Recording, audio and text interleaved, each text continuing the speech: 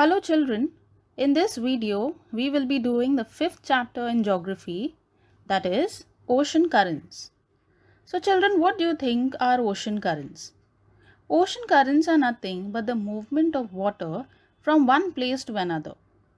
So children, in this lesson we will be learning the formation, the different types of ocean currents and the importance of these ocean currents on human life as well as the aquatic life. We will also see the effects of these on temperature, occupation and transportation.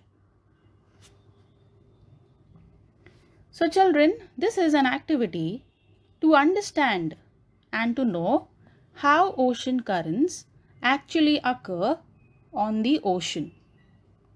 Now in this activity, you will see in the picture that there is a large metal tray that is kept on a stand, and that tray is filled with water. Now, after the water is poured, you have to wait for some time so that the water is not moving and it is still in one place. Then after some time, some sequins are being added into the water. Sequins are any plastic balls or something that can float on the water. Now, after the sequins are put into the water, you have to wait for some time and then you will see that the sequins start floating in the water. And they also after some time do not move from one place to another. They stop and become still. Now children, after this sequence becomes still, there is a spirit lamp that you can see below the table, that is below the tray. That is being lighted, okay, and then it is placed below the corner of the tray.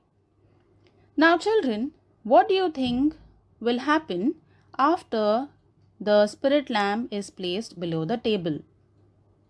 So children, after this experiment or this activity is being conducted, it will occur that the temperature of the water increases, okay, because fire is placed below the table. So obviously the temperature of the water starts to increase.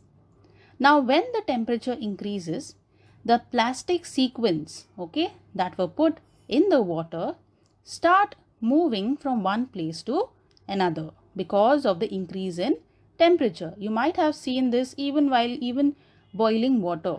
The water goes up and down. So as the temperature rises, the density of water decreases. Now children, what is density? Density is the volume of the water or the weight of the water. So in geography or in science, you should keep in mind that hot water has less density. So as the temperature increases, the density of the water decreases and it becomes lighter in weight. Okay, it becomes lighter. And therefore, the water having lower temperature, which is heavier. So children, you need to keep in mind two things. That is, hot water or warm water is lighter in weight, whereas cold water is heavier. Okay, so now what happens is that as some part of the water gets heated, okay, it becomes lighter, and there is cold water that is heavier. Now what happens is that the water having the lower temperature, there is lot of water in the tray, right? So whichever part of the tray there is cold water which is heavier, it replaces the water with higher temperature. Okay, it goes up and down, because of which there is movement in the water. Then after some time, the sequins that are floating start moving in a circular motion. You can see that in the second picture. There is movement of these sequins because of the flow of water. Now children, did you all see there is no breeze? Okay, this is an experiment or an activity that is carried inside a room. So there is no breeze. Now the water is moving because of the fire that is placed below. because of which the temperature increases and the water starts moving up and down. That is the hot water or the warm water that is there that goes down, and the cold water comes on top. This motion keeps on happening, because of which the sequence starts moving from one place to another. In this way, the ocean currents also take place in our oceans. Now children, there was a very strange incident that had occurred in the Pacific Ocean in the year 1992. Okay. Now in this map, if you go to see, this is a little bit different type of a map. Okay. Towards your left hand side, you will see Asia and Europe. Okay. And in the middle, you will see the American continents. And again towards this side, here you will see the Asian continent. That is the half part of this side only. Okay. This is not something else. This is the same thing. Only to show it in a better way, this map is shown in this way. Now, what happened is that there was a very strange incident that took place in the Pacific Ocean. Now, where is the Pacific Ocean? This is the Pacific Ocean. Okay. Now, what happened is that a cargo ship, okay, was moving towards America from Hong Kong. Okay, you can see Hong Kong, that is here. Okay, from here it was moving towards America. Okay, now while traveling through the Pacific Ocean near the Hawaii Islands, there are a number of Hawaii Islands near the American continent. Now while they were sailing from there a container full of toys, okay, in that ship there was a container that was full of toys fell into the ocean, and that container broke and all the toys came outside. Now there were around 28,000 rubber toys. Okay, you can see the rubber toys, that is a duck that children love to play. So these were the toys that were there inside the container. Now when that container fell into the water, it broke and all the toys came out. Okay. Now this incident occurred on 10th January 1992. Okay. So now this strange thing happened around 10 months after this incident. Okay. When this 10 January 1992, after that, after 10 months, on 16th November, okay, on 16th November, some of these toys reached the coast of Alaska. Okay, that is on 16th November 1992. That means here it fell and the container broke and fell here somewhere. Okay, then after some months, you can see these toys floated towards Alaska in 1992 November. Okay, some of these toys reached Alaska. Some of them crossed the Bering Strait and moved up to the Arctic Ocean by 2000. Okay, you can see from here it floated. Okay, from here and then it came here. Okay, in 2000. This is a Bering Strait. It floated in the water. You can see how much it traveled from one place to another. Some of them, okay, more, there were so many toys. There were 28,000 toys. So now some of them floated to the Atlantic Ocean. Now where is the Atlantic Ocean? It is here. Okay, this is the Atlantic Ocean. So it floated here from the Arctic Ocean. Some reached the eastern coast of America in 2003. You can see here. And some of the toys had reached the European coast by 2007. This is the European coast. It reached here. So that means you can see from here it went on to so many places. Okay, it traveled to so many places. And then after this 2000, okay, near the European continent, then from Hawaii, okay, from here only, some of the toys took a route to Australia. Now where is Australia? This is Australia. Okay. So children, why do you think this thing happened? the toys fell here somewhere. Okay, the container that was there, it fell here and it broke. It should have stayed here only, right? But why did it go to all these different places? Okay, we saw it traveling to different oceans. Why did this thing happen? So children, this thing happened because there are ocean currents. Because of the movement of ocean currents, these toys were found after many months in different places, and that also in different years. It started in 1992 and till 2007 it went on floating from one place to another, and this all is because of the ocean currents. Now children, the ocean water, okay, that is there in the different types of ocean is divided into two parts, okay, according to the depth, surface water and the deep water. Okay, so the first one is the upper layer that extends up to 500 meters, okay, from the sea level, okay, to the 500 meters.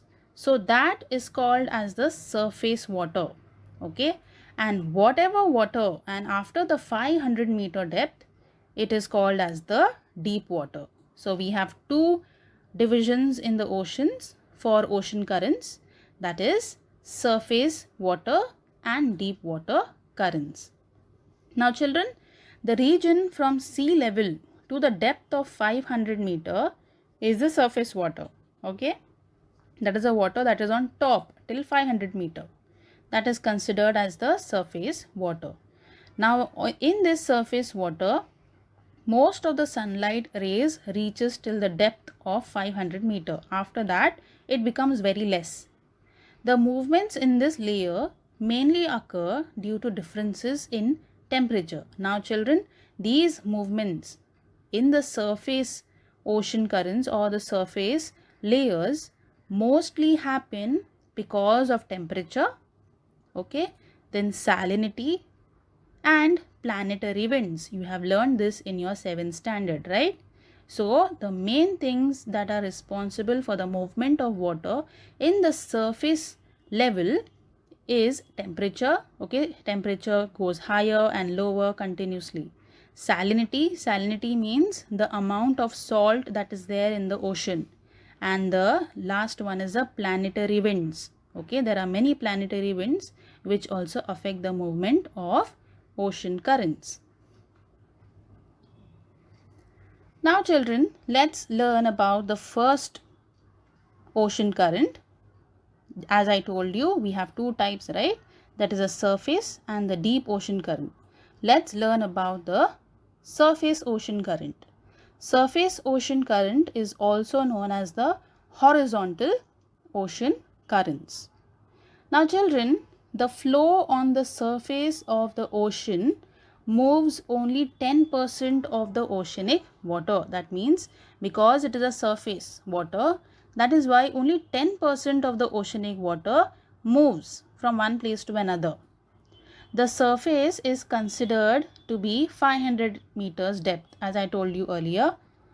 Now, the discharge of water, okay, the amount of water that moves from one place to another is measured in Sverdrup unit, that is SVERDRUP. This is the way it is being measured. It is equivalent to 1 million cubic meter per second discharge. That means this much of water moves from one place to another in the surface ocean current. Now, the horizontal means what children? In the sleeping way, okay, in the parallel way. It moves in a parallel way. Now, the horizontal flow of ocean water occurs as warm and cold currents. As we saw in that activity, we had the activity where the burner or the lamp was kept, and because of which there was some part of the water was hot and some part was cold. So even in our oceans, we have some water that is cold and some water that is hot. So in this horizontal ocean currents, we have different two types of it, that is warm and cold currents. These currents flow from the equator. Now children, you all can see in this map, the surface currents that are there, they flow from the equator, okay, to the poles, both the poles, that is the south pole as well as the north pole. You all can see these pink lines, right? They go from the equator and they flow towards the poles, from the 0 degree towards the poles, and again from the south to the poles. Okay. Now these currents are pushed to long distances because of the planetary winds. As I told you earlier, the surface currents, ocean currents, are pushed away from the equator because of the planetary winds. As a result, the ocean water flows from the equator to both the poles. Okay, and then again from the poles it comes back also again. Okay, it goes from here and then again it comes back here. Okay, so you have studied the map earlier. Okay, you'll have seen a lot of maps earlier. In this map also you can see the pink lines that are there. Those are telling you about the surface ocean currents. Now children, as I told you earlier, the ocean currents, especially the surface ocean currents or the horizontal ocean currents, are affected or are formed because of the difference in temperature, okay, then the density, that is a volume or weight of the water, and the planetary winds. Apart from these three things, there is some other thing also because of which the ocean currents are formed. What are they? The first one is the rotation of the earth. Now children, as you all know, the planet earth revolves, right? It has rotation. Now because of the rotation of the earth, the ocean currents on the earth or in the ocean move in clockwise direction in the northern hemisphere. Okay, the ocean currents near the north move in clockwise direction and in anti-clockwise direction in the southern hemisphere. So keep this in mind, that the ocean currents in the northern hemisphere move clockwise, whereas in the southern hemisphere they move anti-clockwise. Okay, and this is because of the rotation of the earth. The second thing that is, the major factor causing the ocean current is the continental structure. Now as you all know, earth, we have studied in the previous lesson about the different landforms that are there under the water as well as on the earth. We have mountains, plateaus, plain lands.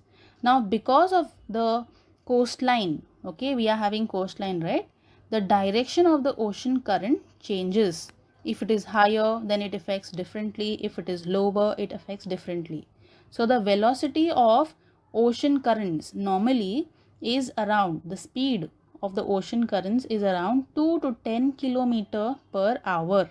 Okay, the ocean currents are divided into two, as I told you earlier as well, that is cold currents and the warm currents.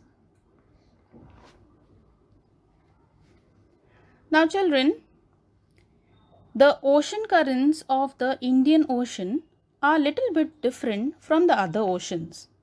If you go to see in the map, there is a similarity between the pattern of the ocean currents of the Pacific and the Atlantic Ocean. If you see the Pacific Ocean, okay, that is this one, okay, and the Pacific, this is the Atlantic Ocean and this is the Pacific Ocean. Okay, here we have the Atlantic, North and South Atlantic. This is the Pacific Ocean, this side and this side. Okay, so these two oceans there is similarity between the ocean currents in these two oceans.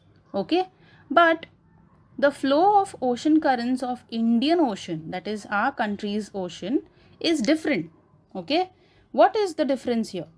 The Indian Ocean is landlocked. Landlocked means what? If you see here, we have India here, right? Okay, so this is the Indian Ocean here. We have the Indian Ocean. Now if you see, we are landlocked. That means here we have the equator and we also have so many islands and lands that is blocking our ocean and the ocean currents. So because the Indian Ocean is landlocked in the north, okay, in the northern hemisphere, the equator divides this ocean into two parts. Okay, the Indian Ocean that is there is divided into two parts, that is northern and the southern. The monsoon winds influence this ocean tremendously. Now, as you all know, India is having a monsoon climate, right? So we have a lot of winds that come from the southwest side. So these winds also affect the ocean currents a lot. In the northern part of the Indian Ocean, okay, that is above the equator, currents that are there that move in a clockwise direction. Clockwise means what? 12, 1, 2, okay? In the summer season, in the northern part of the Indian Ocean, the ocean currents that are there, they move in the clockwise direction in summer, okay? But it is opposite in the winter season. In the winter season, it flows opposite direction due to the reversal of the monsoon winds. Okay.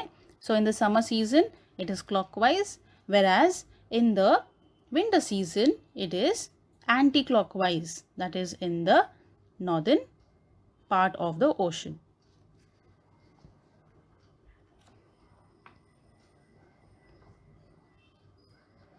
Now children, let us see the effects of ocean surface currents on human life. How does these kind of currents, that is the surface currents, affect the human life? Now if you all see in the picture, you all can see different pictures because of which the ocean currents are playing a very important role. Ocean currents especially affect the climate. Okay. Now because there is warm currents and cold currents, because of which there is evaporation in some places and some places there is less evaporation. So it affects the climate in whatever regions it is flowing in. So having a proximity to the sea, now whichever region is closer to the sea, it affects the climate of that place because you don't know what happens with the currents. In cold regions where warm ocean currents flow, okay, from the equator it flows towards the polar regions. So in regions that is cold, where warm ocean currents flow, climate becomes warmer. That means the equator that is there, okay, from the equator, as you all know, near the equator it is very hot. So the water that flows from the equator towards the pole, it may be south pole or north pole. So the water that goes towards the pole, it is warmer. So that is why that region is warmer and not that very cold. Okay. If this currents wouldn't have been, then the north and the south pole would have frozen. Everything would have frozen. But because the warm water or the warm ocean currents move towards the poles, it is not freezing. Still it is normal. The water is still in liquid form. In some regions, the amount of precipitation increases. For example, the warm ocean currents flowing near Western Europe, Southern Alaska, and Japanese coast reduce the intensity of the winters there and make them warmer. That means all these regions that I named, that is the Western Europe, Southern Alaska, Japanese coast, these are all very cold regions. Now because warm ocean currents flow to that places, that is why they do not feel that much of cold. Why? Because warmer water is coming towards their place from the equator. Now as a result, these ports do not freeze in winter. So if there wouldn't have been any ocean currents, okay, it may be cold or it may be warm, then the temperature or the climate would have been very, very different. Now because the warm water go towards the cold and cold comes towards the hot regions, that is why there is a balance in the climate. Had oceans, that means if ocean currents would have not been there, okay, in the world, the ocean water would have been still. It wouldn't have moved from one place to another. And children, you'll have learned this in science, that any water that does not move, okay, is not good for living organisms. So that is why ocean currents are very, very necessary for everyone in the planet. It is not only for the fishes or the or the aquatic plants, but for us as humans as well. Why? Because it affects the climate also. Now, in such waters, okay, the biotic components would have been devoid of food. Now, children, what happens is that when the ocean currents move from one place to another, not only the water moves from one place to another, they also carry with them something, right? As we have learned in the previous chapter, that water can carry anything. It may be mud, it may be dead components of the plants and animals, everything they carry. So what happens is that when the water moves, okay, or there is ocean currents, it takes with it different materials or different minerals with them. So that is why it makes a food for the fishes. So that is why the fishes are alive, okay, because they feed on different type of aquatic plants. Marine life and its ecosystem would have been limited in the extent. In regions where cold and warm currents meet, okay, whenever there is a place where cold ocean currents and the warm ocean currents come together, okay, what happens there? Plankton, vegetation, algae, etc. grow there. It is nice for the growth of these aquatic vegetation. Now what happens is this becomes a food for the fish.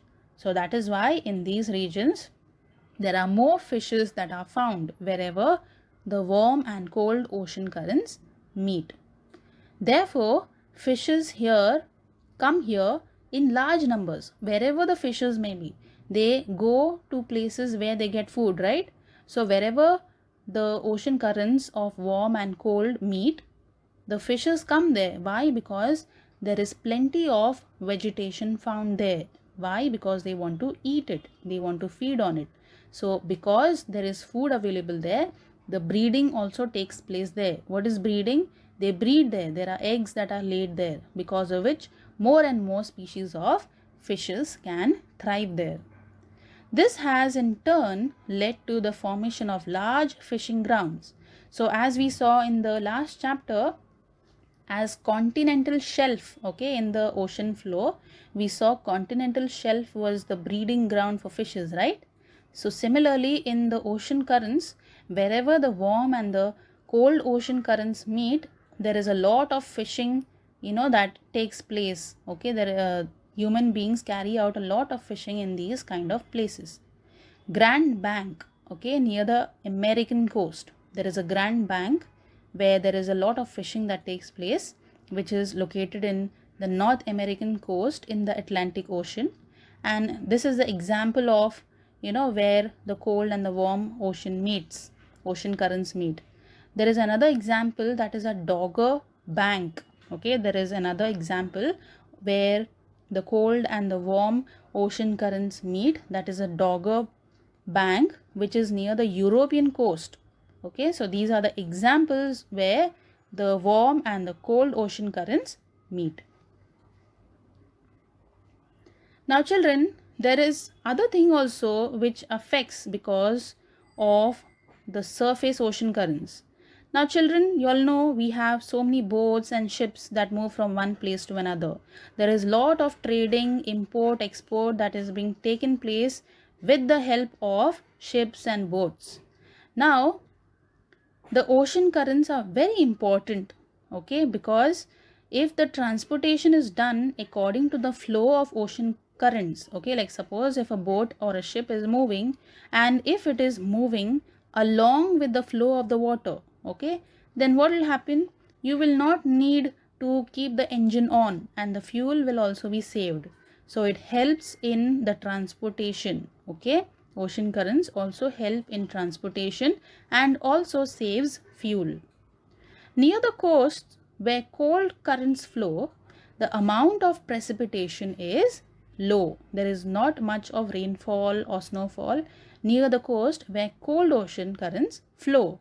For example, in Peru, Chile, and the arid desert of Southwest Africa.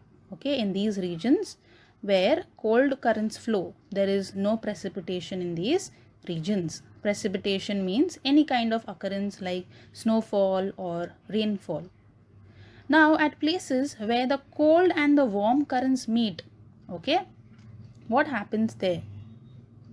There is thick fog that is formed. Okay, now first we saw that when cold and warm currents meet, we saw that there are different vegetation that takes place, right? The second important thing, where warm and cold ocean currents meet, there is a fog that is formed. You can see in the picture, right? So because there is a mixture of warm and cold water, there is a occurrence that happens, that is fog is formed in that place. Now such fogs are very problematic for transportation. Why?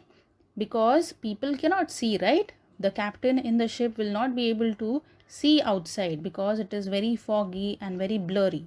So these kind of occurrences are very dangerous for transportation. The warm Gulf Stream and the cold Labrador. Cold Labrador means what, children? It is a type of a ocean current that is there in the Atlantic Ocean. Now what happens? The warm Gulf current stream and the cold Labrador current meet near the Newfoundland island. You all can see that in the picture here. Okay, it meets here. This leads to dense fog. That means in these regions there is fog that occurs because of the cold and warm currents meet. Now because of the cold currents, icebergs carry away from the polar region. Now what happens is that in cold regions where icebergs are floating on the water. Now because of the movement of the water, these icebergs are carried away from the polar regions. Okay, now what happens is that if these icebergs come in the way of any routes, okay, if it comes in between any ships or something like that, so it will be very dangerous for the ships because it can damage the ship, or because of it, it can also drown. So these icebergs that float on the water are dangerous for water transportation. Now children, we will see the deep ocean currents. Till now we saw what are the surface or horizontal ocean currents, right? So now the next one is the deep ocean currents. So children, these are the ocean currents or water currents that flow beyond or under 500 meters. Okay, these are known as deep water ocean currents. These currents are formed due to the differences in temperature and density, okay, of the water in different oceans. That means Pacific, Atlantic, Indian, Arctic. There are different oceans. So wherever there is difference in temperature, okay, if there is difference in the density or the weight of the water, so because of which these currents occur. Now children, these currents are also known as, okay, these currents are also known as thermohaline circulation. In this ocean currents, what happens children is that the water goes up and down, okay, the water that is down comes above and the water that is above goes down.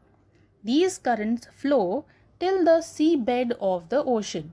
As we saw in the surface ocean currents, that water circulates, only the above part of the water moves up and down, right? But in this, that is a deep ocean currents, we relate to the seabed. In this, the water below 500, okay, it goes down from there till the ocean bed, and the water near the ocean bed goes on top. So they flow like rivers. They are continuously moving, but their speed is not that much, but they are continuously moving like rivers below the surface of the sea. The difference in temperature of various parts of the ocean is the major reason behind the deep sea currents. Because children, near the cold regions the temperatures are very low, and near the hot regions, near the equator, it is very warm. So it is obvious that the difference in the deep ocean currents will occur. Warm water has lower salinity and density. Okay, this is the second thing that you need to remember, that warm water that is there, it has less salt. Okay, there is less saltiness and the weight also of that water is less. Such waters, okay, these such kind of warm or less salinity and density waters come to the surface of the sea because it is light in weight, okay, as we saw in that activity. Cold water, which is heavy, okay, it goes down. So this movement causes the deep sea water currents. Similar thing happens, okay, that is the hot water comes on top and the cold water that is there, it goes down. Okay, this similar thing happens continuously. So this movement causes the deep sea water currents. Generally, the surface water near Greenland and Europe moves to more depths. Means what? In these areas, that is Greenland and Europe, the water that is there, it moves up and down continuously. This water moves to Antarctica, okay, at these depths. Later, the water moves to the surface. That means it goes to the seabed and then again it comes on top. Now children, this is called as a redistribution of ocean water. It keeps on occurring, but this redistribution takes around 500 years to complete, because children, our earth or planet earth is very huge and there is lot of water. So in order for this redistribution to happen, it takes around 500 years to complete. This type of movement is also known as the conveyor belt. Okay, that is redistribution, that is the water from the seabed towards the surface and from the surface towards the seabed. This is called as the conveyor belt. Now children, what are the importance of deep ocean currents? Now what happens is that due to the thermohaline circulation, okay, the movements of sea water occurs on a very large scale. So because of this circulation, okay, ocean water moves from the surface to the bottom and from the bottom to the surface. Okay, this is like a cycle that continuously takes place. Warm water is transferred to the bottom, okay, because it is light, from the surface, and the nutrient rich cold water is circulated to the surface. So this is like, it goes on top and comes down continuously. This thing keeps on happening. Now children, as I told you earlier, you all can see here in this picture the importance of the deep ocean currents. You all can see this is the wind, nutrient rich water. You all can see it is continuously flowing from up and down. This is the importance. Now what is the importance of this? The importance is that if the water that is below near the seabed would have been in one place, okay, then what it would be help for the animals, aquatic animals that are at the middle of the water. So that is why the nutrients that are there near the seabed, it brings on top, okay, and whatever nutrients are there on above it, it goes down. So these are the importance of the deep ocean currents. Now children, these circular pattern that we saw in the deep ocean currents of the movement of the ocean currents give rise to certain features in the ocean. Okay, that is the circular movement of water. It gives certain features to the ocean. So this circular movement of whirling, as I told you, gyres, are large whirls of water within an ocean basin. Now these are called as gyres.